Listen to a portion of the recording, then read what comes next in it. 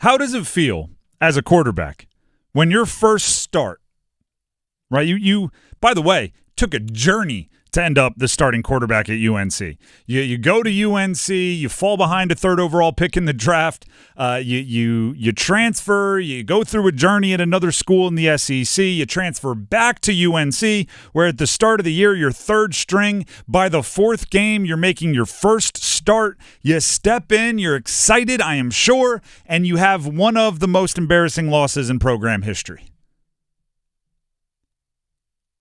Especially when you can pretty easily, even though you don't want to do it, the logic is right there for you to go, it really wasn't my fault. Yes, the coincidence of my first start being a embarrassing loss to a group of 5 team that's only been an FBS school for a couple of minutes, that we paid $500,000 to come play in our house. The optics of it don't look great, but it's not my fault. And if you can't tell by now, I am describing the plight of Jacoby Criswell. Like, hey, I did my part.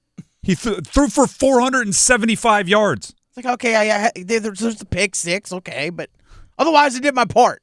That's not an exaggeration. That's true. That's not me going like he threw for 911 billion yards. He threw for 475 yards, actually. 3 touchdowns. That's the good. He did complete a little bit below 60% of his passes, but he attempted 48 of them.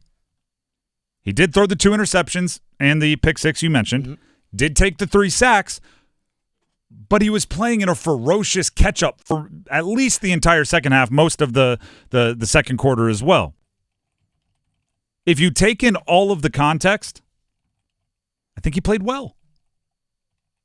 I mean, if you really want to nitpick, I think he played solid. I think he played middle of the road. Can you separate that?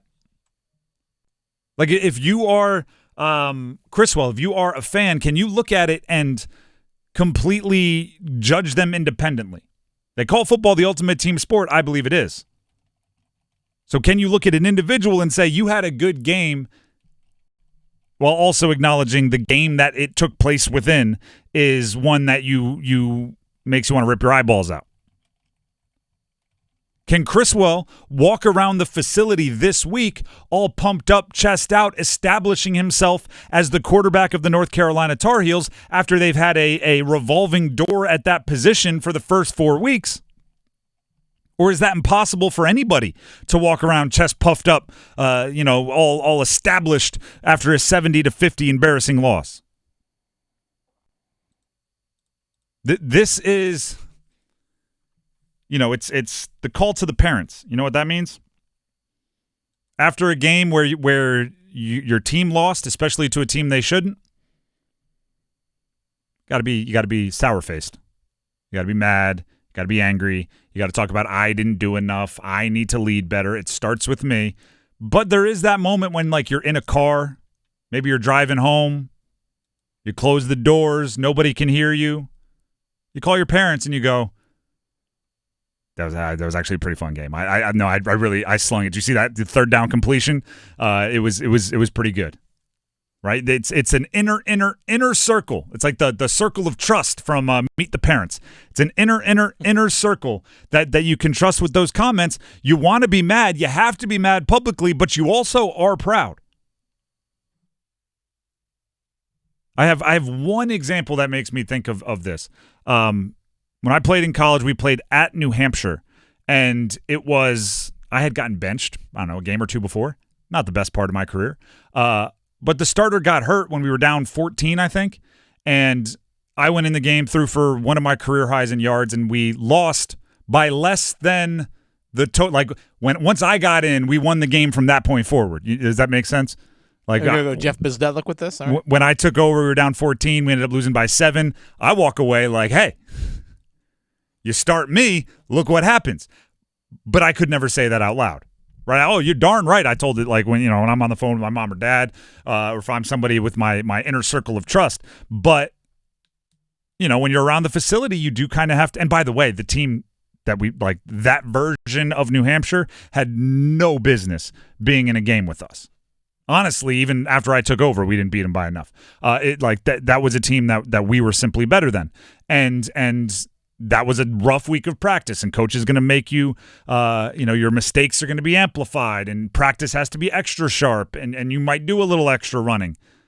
It's very hard to differentiate. It's very hard to separate the individual that did some good things or did a lot of good things or established themselves as something from the game, which is so much of a like brain pretzel inducing mess that people weren't even sure if the coach resigned after the game. There might have been a moment where Criswell was like, I wonder who the interim is going to be. I hope I impressed that guy. Now, obviously, Mack Brown cleared it all up. He's sticking around, has no plans to leave, all of that. But when that much chaos is going on, sometimes it is difficult to focus in on the quarterback and go, no, actually, it was nice to have somebody out there that was executing the offense in a decent way. Nesbitt and Copenhaver, the two tight ends that make up maybe the best tight end room in the country, both scored a touchdown.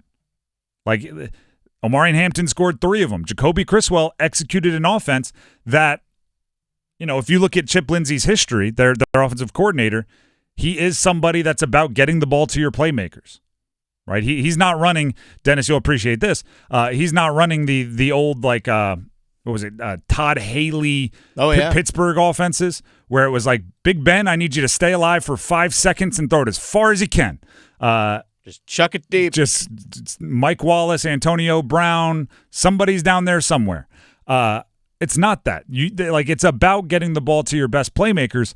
Criswell did that.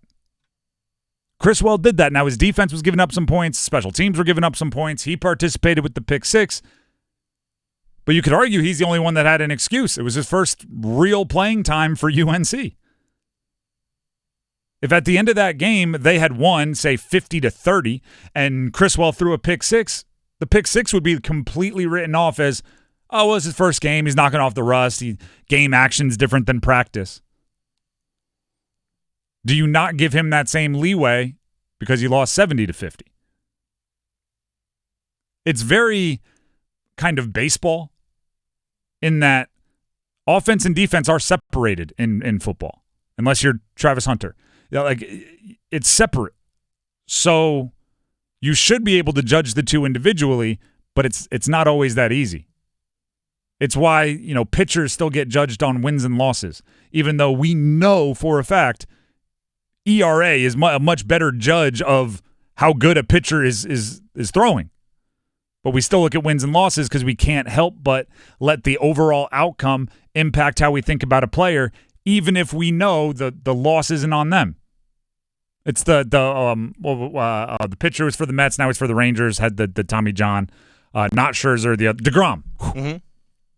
DeGrom was going, when he was with the Mets, he was going 7 innings, 1-run ball, losing the game every single time. Yeah. And it took like 2 or 3 years of that for people to recognize what he was doing. Criswell, I'm not saying he had a 1-run game, but let's say he gave up like 4. Had a quality start. and then he lost 14-4, and it's going like, hey, you're never really in that one, were you, Criswell? No. He's going, I gave up 2 in the second, 2 in the sixth. Like, what do you want me to do? I think I can separate it. I think he established, he gets a leash now a little bit on that starting job. He played well enough to earn that.